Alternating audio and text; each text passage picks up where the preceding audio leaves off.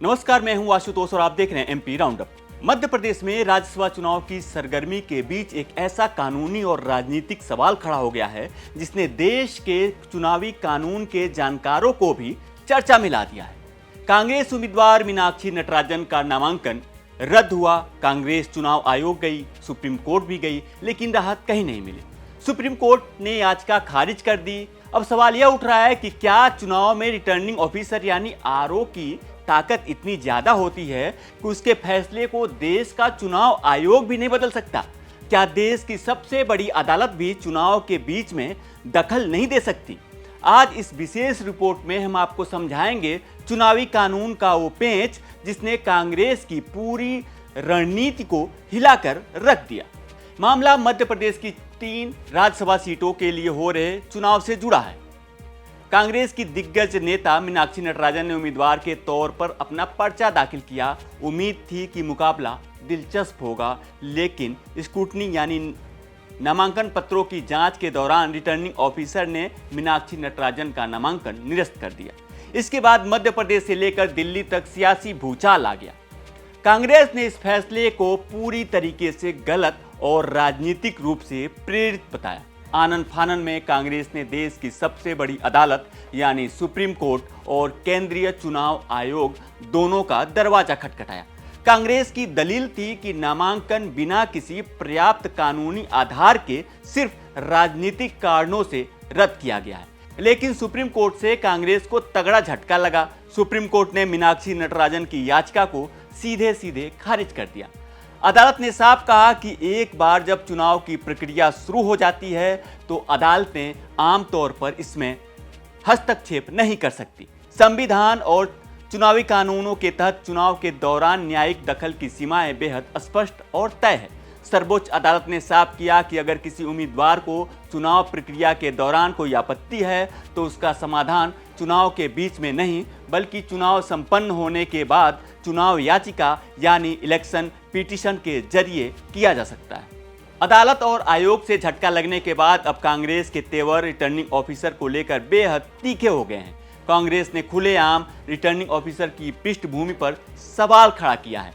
मध्य प्रदेश कांग्रेस के अध्यक्ष जीतू पटवारी ने तो सीधे सीधे रिटर्निंग ऑफिसर अरविंद शर्मा को ही सवालों के घेरे में खड़ा कर दिया है और ये कहा है कि ये संघ की पृष्ठभूमि से आते हैं। आदरणीय उमंग जी ने, नेता प्रतिपक्ष जी ने आपको बताया, जब स्क्रूटनी चल रही थी तब वो अपना धर्म निभा रहे थे जिस परिवार से वो आते हैं। इनकी पृष्ठभूमि संघ की पृष्ठभूमि है, रिटर्निंग ऑफिसर की। और इससे पहले राजेंद्र भारती जी के एक विधायक की जब सदस्यता ली थी तब भी इनकी पूरी भूमिका संदिग्ध थी। कल जब नया तीनों निर्विरोध निर्वाचित राज्यसभा के सांसद किए, 9 बजे से 8:30 बजे वो ऑफिस पहुंचकर अपने काम पे लग गए थे। यानी जो रिटर्निंग ऑफिसर है उसने जितना बड़ा क्राइम किया, ये देश के इतिहास के लोकतांत्रिक व्यवस्था में काला धब्बा है। उमंग जी ने इस भावना को आप सबके सामने व्यक्त किया। दूसरा, हमने उसी रात को सारे विधायक केंद्रीय निर्वाचन का भोपाल कार्यालय पे हमारी आपत्ति दर्ज कराने गए। 6 घंटे तक हम सोते रहे, वहीं पे वीडियो विजुअल आए। सुबह उन्होंने कहा कि आप सुबह हम आपसे 11 बजे मिलेंगे। इसी समय वेणुगोपाल जी के नेतृत्व में यहाँ प्रतिनिधि मंडल गया, मीनाक्षी जी भी उसमें थी।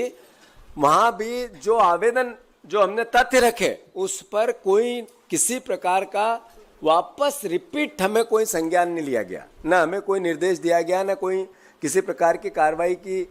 या तो रिजेक्ट करते या सिलेक्ट करते या उसको एक्सेप्ट करते, दोनों नहीं किया गया। ये पूरा रवैया क्या है? ये पूरा रवैया है कि लोकतंत्र को मोदी ने मार दिया। जीतू पटवारी के राजनीतिक आरोपों से अलग अब समझिए उस कानूनी सच्चाई को जिसने आम जनता को भी हैरान कर रखा है। आम धारणा है कि चुनाव आयोग ही चुनाव में सर्वोपरि है और वह किसी भी फैसले को बदल सकता है, लेकिन कानून की हकीकत थोड़ी अलग है। संविधान ने चुनाव आयोग को चुनाव की निगरानी, निर्देशन और नियंत्रण की असीमित शक्तियां जरूर दी हैं, लेकिन नामांकन पत्रों की जांच और उस पर फैसला लेने का वैधानिक अधिकार कानून ने सीधे रिटर्निंग ऑफिसर यानी आरओ को सौंपा है। जब रिटर्निंग ऑफिसर नामांकन की जांच करके कोई फैसला देता है तो चुनाव आयोग उसके ऊपर किसी अपीलीय अदालत या अपीलेट अथॉरिटी की तरह ही काम नहीं करता। यानी सामान्य परिस्थितियों में केंद्रीय चुनाव आयोग भी रिटर्निंग ऑफिसर के फैसले को सीधे पलट नहीं सकता। यही वजह है कि कांग्रेस की गुहार के बावजूद चुनाव आयोग इस मामले में कोई सीधा हस्तक्षेप नहीं कर पाया। तो क्या मीनाक्षी नटराजन के लिए सारे रास्ते बंद हो गए हैं? जवाब है नहीं। कानूनी ढांचा इसके लिए भी एक रास्ता देता है, लेकिन वो रास्ता चुनाव खत्म होने के बाद खुलता है। यानी किसी उम्मीदवार का नामांकन गलत तरीके से खारिज हुआ है तो वह चुनाव संपन्न होने के बाद हाईकोर्ट में चुनाव याचिका यानी इलेक्शन पिटीशन दाखिल कर सकता है। इसके जरिए अदालत पूरे मामले की दोबारा बारीकी से जांच करेगी और अगर यह साबित हो गया कि नामांकन गलत तरीके से खारिज किया गया था तो कोर्ट के पास चुनावी कानून के तहत चुनाव परिणाम को निरस्त करने या प्रभावित करने की पूरी ताकत होती है।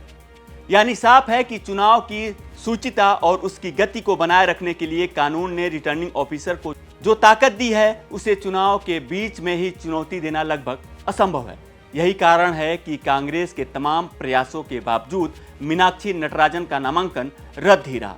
अब देखना यह होगा कि क्या कांग्रेस चुनाव खत्म होने के बाद इस मामले को इलेक्शन पिटीशन के जरिए कोर्ट में ले जाती है या फिर यह मामला सिर्फ राजनीतिक बयानों तक ही सिमट कर रह जाता है। तो कैसा लगा आपको आज का एमपी राउंड अप? कमेंट में हमें जरूर बताएं और मध्य प्रदेश से जुड़ी तमाम बड़ी खबरें देखने के लिए देखते रहें एमपी तक।